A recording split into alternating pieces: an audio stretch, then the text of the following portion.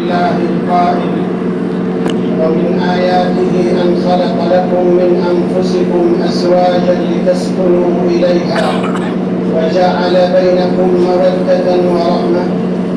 وأشهد أن لا إله إلا الله وحده لا شريك له القائل: وأنه خلق الزوجين الذكر والأنثى.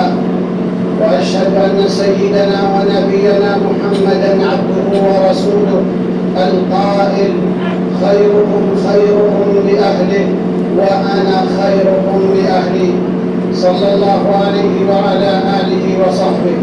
أما بعد، فأوصيكم ونفسي بتقوى الله، فهي خير زاد في الدنيا والآخرة. مما يفرج الصدر ويبهج النفس مناسبات الزواج التي يقترن فيها شاب بفتاة بميثاق غليظ ورباط شرعي لبناء أسرة وتأسيس لبنة تشد أزر المجتمع وتقوي أركان الوطن، يحدوهما الأمل والتفاؤل والتطلع لحياة سعيدة تحتضن ذرية طيبة تترعرع في ظل أجواء هادئة هانئة تغذيها المودة والرحمة.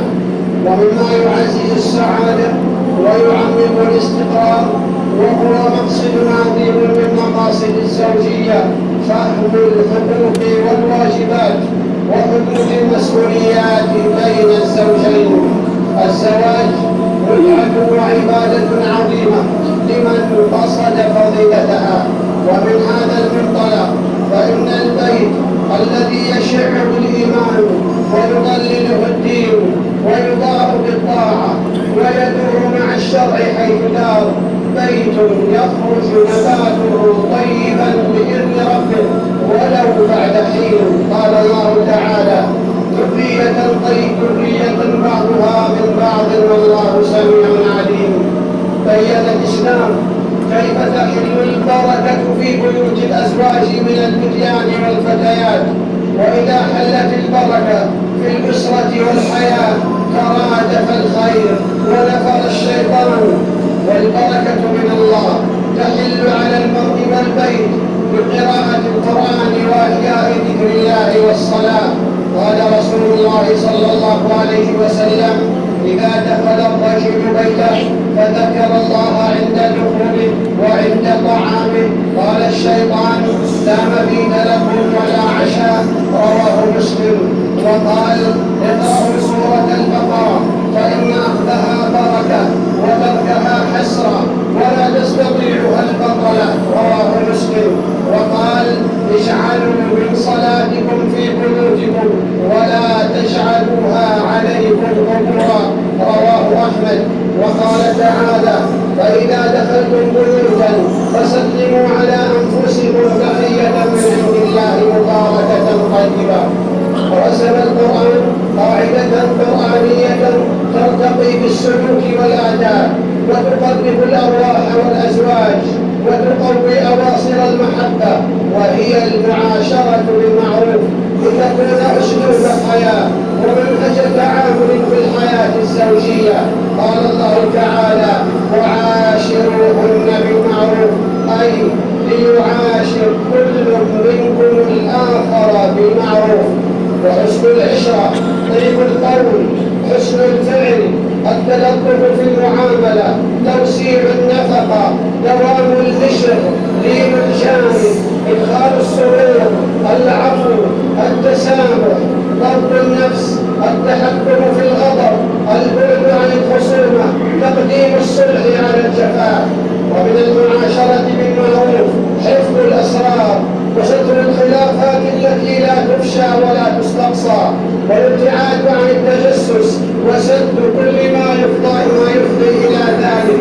قال الله تعالى: ولا تجسسوا، أي لا تظهروا ما ستره الله بالبحث عن العيوب وتتبع العورات وكشف المستور. قال رسول الله صلى الله عليه وسلم: إني لم أؤمر أن أنقب عن قلوب الناس ولا أشق بطونهم. رواه البخاري ومسلم. وسوء الظن من أنفاذ الحياة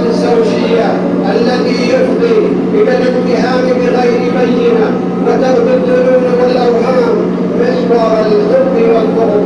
ومن الرقي في التعامل تعلم فن التغافل وعدم الإغال في تفاصيل الأمور الصغائر والترفع عن سفاسف الأمور وتتبع السقطات. تواجه الحياة الزوجية بعض التحديات والخلافات التي تكدر صفوها، لكن العقلاء من الأزواج والفتيان والفتيات يجلسون على مائدة الحوار، يفندون المشكلات، يقلبون مصلحة استقرار الأسرة وبقاء العشرة، يتجردون من آفات حدود النفس. ولا بد من الإشارة إلى أن العناد والتحدي نزغة شيطان لتدمير بنيان الأسرة، ولا يخلو بشر من عيب ونقص. وإذا تحلى الزوجان بالحكمة فإنهما يصلحان العيوب بأسلوب حسن وكلمة طيبة وأدب رفيع. والتلميح لا التصريح ولا التجريح، أقرب للقبول مع عبارات الثناء وإحياء مشاعر الود. ومما يؤكد الحياة الزوجية المقارنات في الخلقة والشكل والتعامل مع ما يشاهد عبر وسائل التواصل الاجتماعي، فتحتقر المرأة في نظر زوجها ويقسم الرجل في قلب زوجته. ولذلك ينبغي تقوى الله في التعامل مع هذه الوسائل والترفع عن زلاتها وقناعة الأزواج ورضاهم بما قسم الله شكرا للنعمة وحفاظا على كيان الأسرة.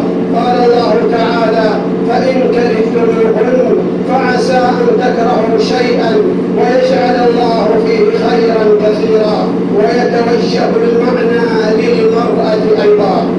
ألا وإن الهدية اللطيفة والمفاجآت المبهجة تجدد دفء الحياة وتحرك المشاعر الضاحكة وتحيي معاني الحب والود وتوقظ الألفة من رقادها. قال رسول الله صلى الله عليه وسلم: تهادوا تحابوا. رواه البخاري في الأدب المفرد. والابتسامة تعمل عمل الهدية في سحرها وأثرها على القلب والنفس، فلا يغفل الزوجان عنهما، وهي تفتح مغالق القلوب وتزيل الضغائن إلى جانب كونها صدقة. قال صلى الله عليه وسلم: تبسمك في وجه أخيك صدقة. أقول قولي هذا وأستغفر الله العظيم لي ولكم ولسائر المسلمين من كل ذنب فاستغفروه إنه هو الغفور الرحيم.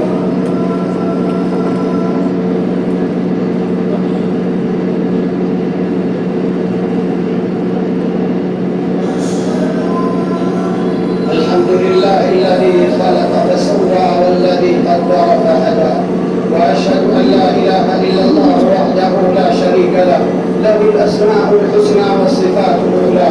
وأشهد أن سيدنا ونبينا محمدا عبده ورسوله بعثه الله بالنور والرحمة والهدى صلى الله عليه وعلى آله وصحبه.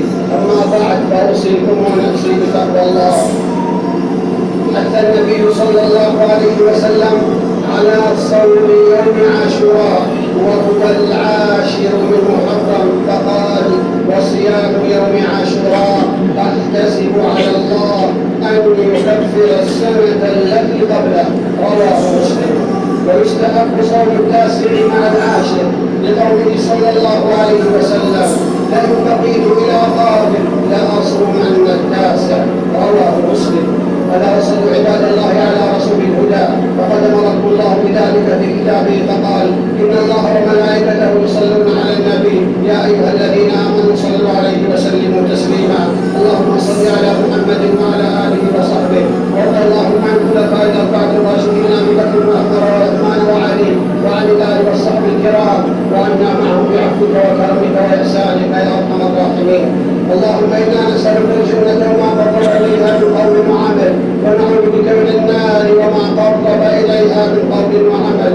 اللهم انا نسالك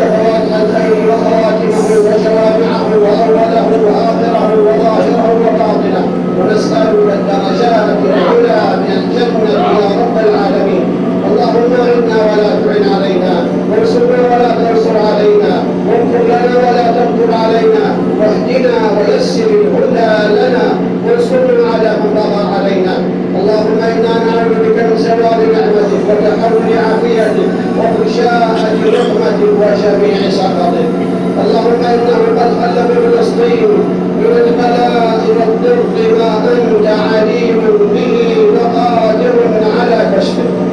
اللهم ارفع عنهم البلاء، داو جرحاهم، واشف مرضاهم، عاف مبتلاهم، وانصرهم على من عاداهم. اللهم كن لهم مؤيدا ونصيرا وظهيرا. اللهم انهم كفاة فاحملهم، وجياع فاطعمهم، وعراة فاكسهم، ومظلومون فانصرهم على الصهاينة المعتدين. يا قوي يا عزيز يا حي يا قيوم برحمتك نستغيث. اصلح لنا شأننا كله ولا تكلنا الى انفسنا طرفة عين. اللهم وفق امامنا خاتم الحرمين الشريفين لما تحب وترضى. اللهم وفقه لهداك واجعل عمله برضاك، ووفق ولي عهدي بكل خير يا رب العالمين، ووفق جميع ولاة امور المسلمين للعمل بكتابك وتحكيم شرك يا رب العالمين. ربنا ظلمنا انفسنا وان لم تغفر لنا وترحمنا لنكونن من الخاسرين. ربنا اتنا في الدنيا حسنه وفي الاخره حسنه وقنا عذاب النار. ان الله يامر بالعدل والاحسان وايتاء ذي القربى وينهى عن الفحشاء والمنكر والبغي يعظكم لعلكم تذكرون. فاذكروا الله يذكركم